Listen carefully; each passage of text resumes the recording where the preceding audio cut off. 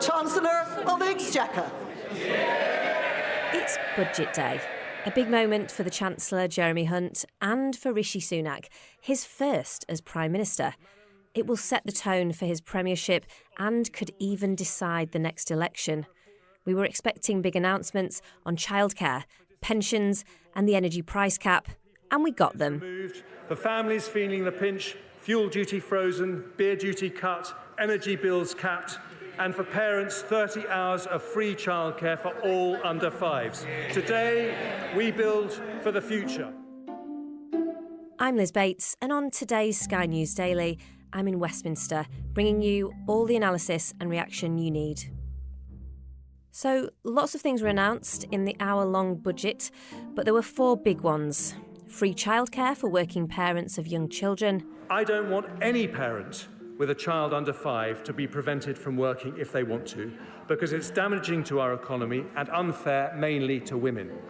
So today I announce that in eligible households where all adults are working at least 16 hours, we will introduce 30 hours of free childcare, not just for 3- and 4-year-olds, but for every single child over the age of 9 months.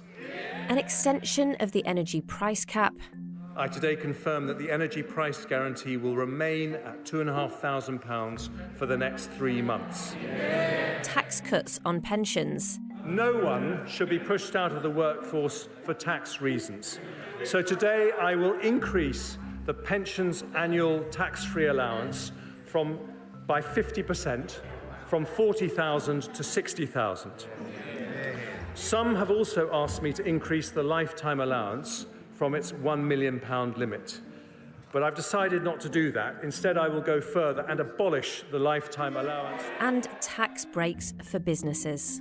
That means that every single pound a company invests in IT equipment, plant or machinery can be deducted in full and immediately from taxable profits.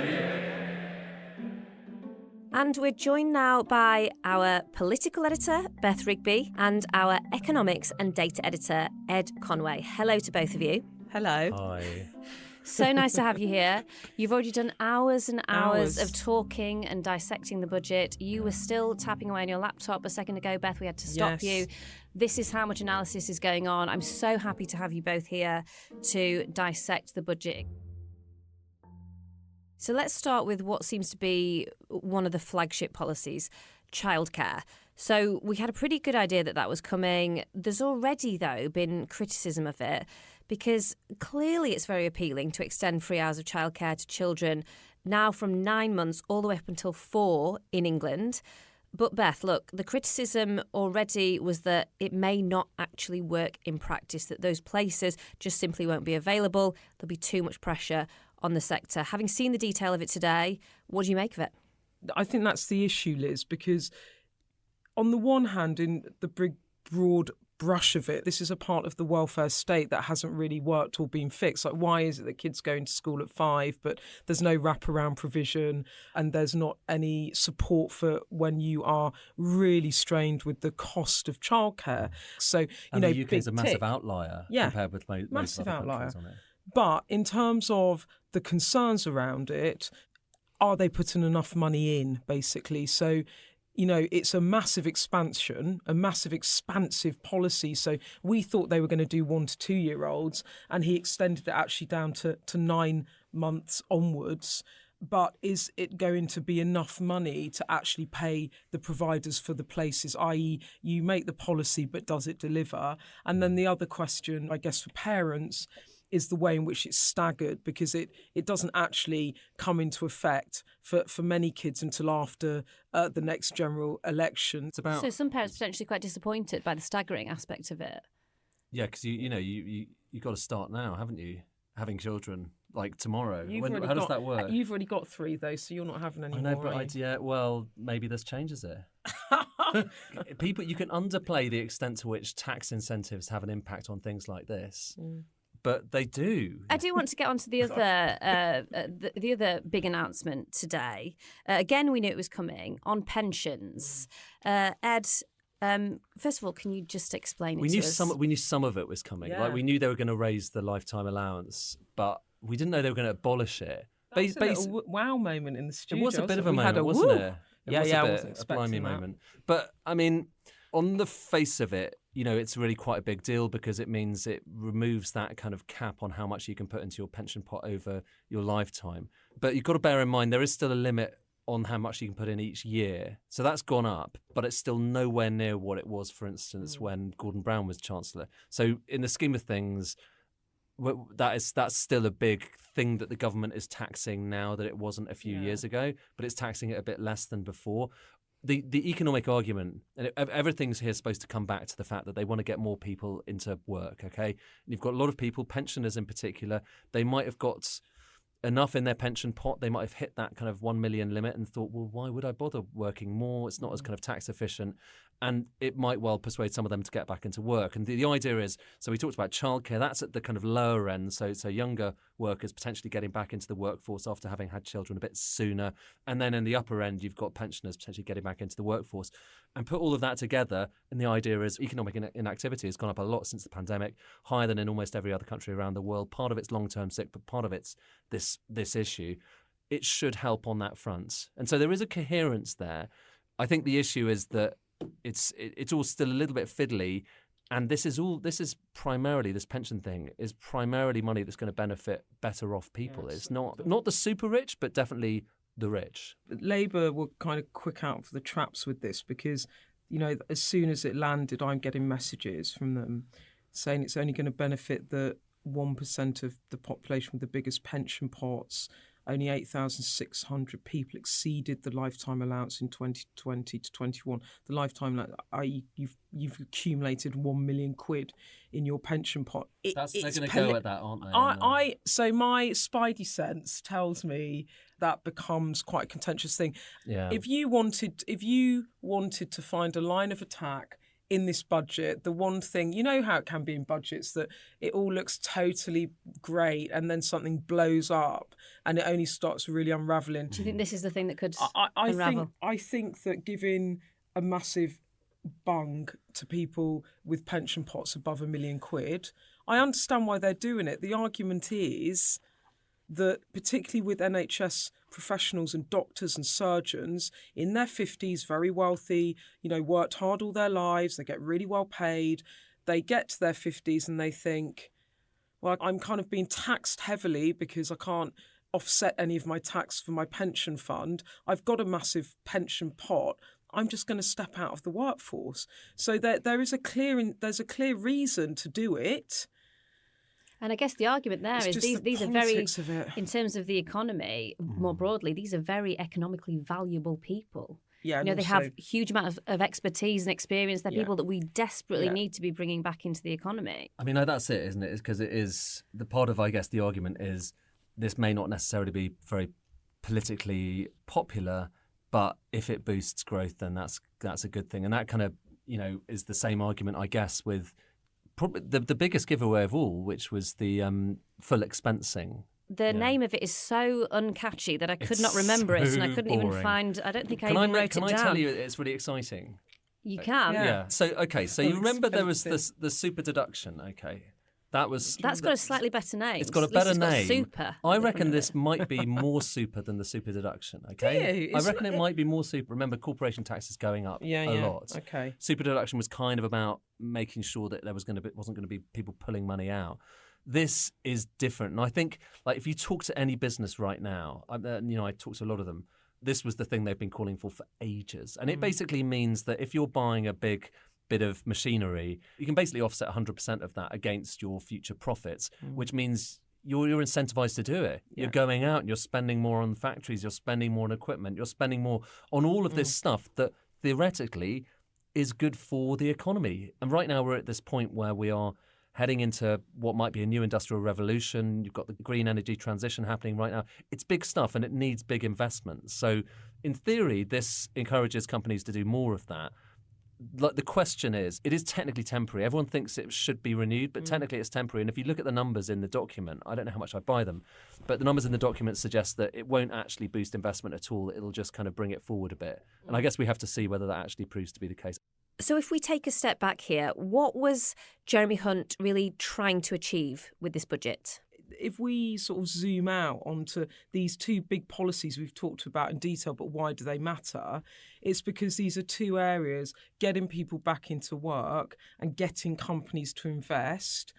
Mix it all together, stir it around. What do you hopefully get if you're Jeremy Hunt? You get growth. Yeah. And that's what this is about. It's about trying to get more growth into the economy to try and make people feel going into the next general election, which we think will probably be in the autumn of 2024 at the moment, that their lives are finally getting better after some really difficult years of squeeze. But if you look at it also in the round, in the right here and now, as I said, the reality of people's lives of falling household incomes, and they are now going to be hit by more of them being pulled into higher tax bands because the government have frozen all the tax bands. So you get this fiscal drag where more people just get pulled into higher bands as their wages go up. People are going to notice that, and people are going to probably not feel that great in terms of how they're doing in the next coming months. I think the gamble for the Conservatives, in fact, I don't think it's a gamble. I think it's the only option they've got. In fact, I've got a quote from a key ally of the PM. They said it's got to be a growth budget. We're fighting to be competitive again with Labour. If we can get to next summer and the economy's ticking up and we can narrow the gap in the polls to 5-8 points, there's a chance in an election campaign we can shift the dial. So that's the strategy. You can get growth next year. You can tinker around a bit. Can you give a big tax giveaway going into an election?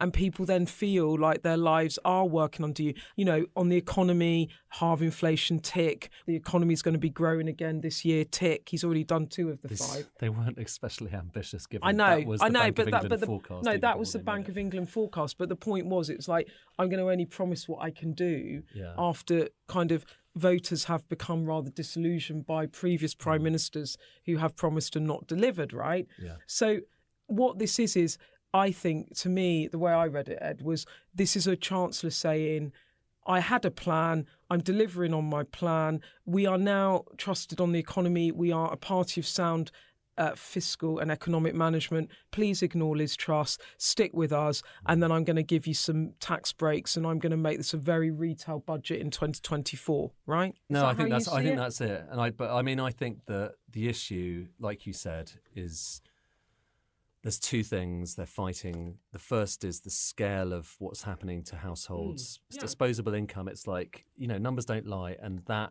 is going to be grim. This year and next are going to feel really horrible for many households around the country, thanks to inflation, but also thanks to the fact that their taxes, like you said, Beth, taxes are going up. So you're going to notice it on your tax bill, and you're going to notice it on your shopping bill as well. So fighting that on the one hand, and then on the other hand, the legacy of what happened last autumn and whether they can turn around the credibility loss that they suffered there. Do people think, I'm willing to give them another go, or do they just think, well, their credibility is shot after what happened with markets?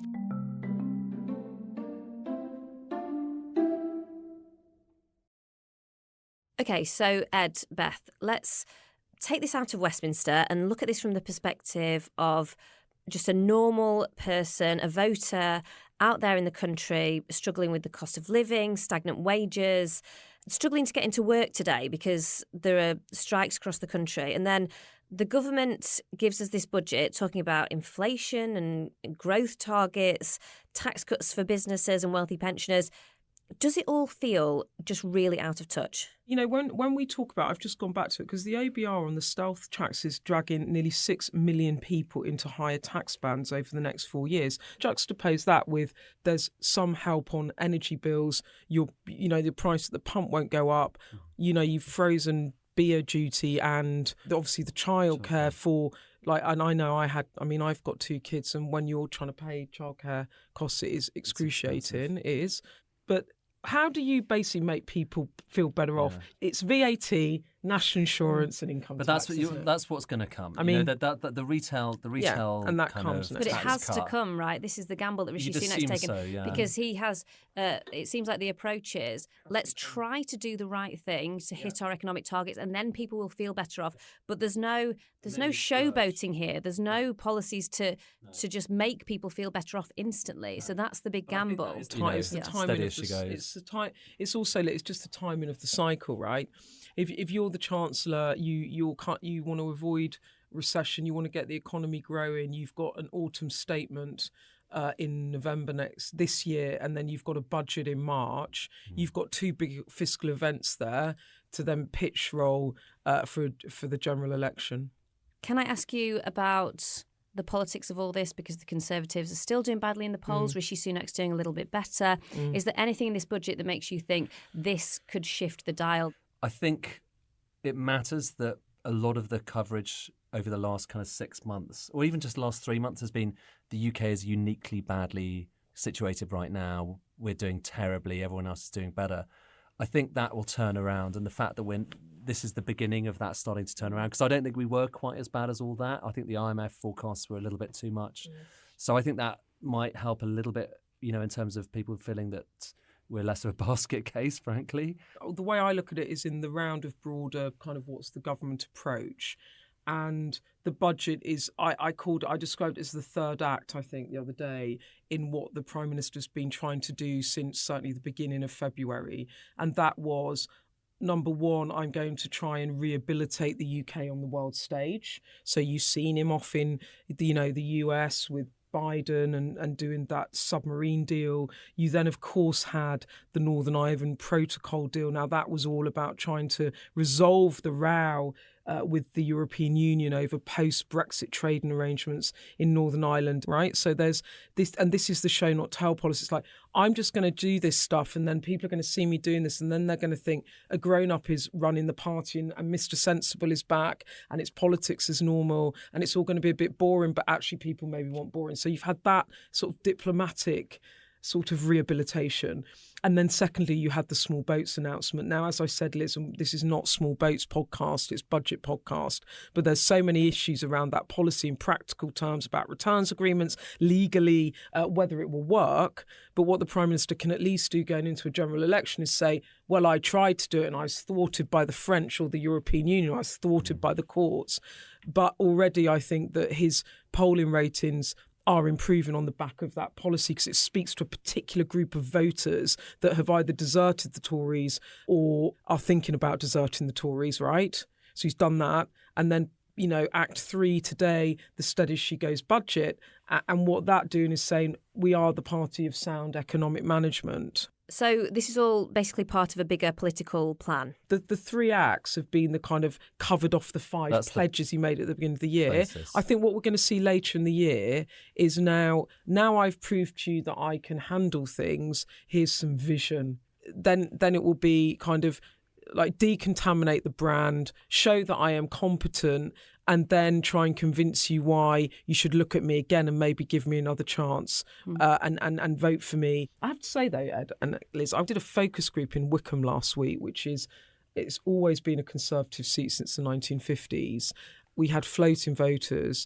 The group had voted a mix of Conservative, Labour and Lib Dem in the last election.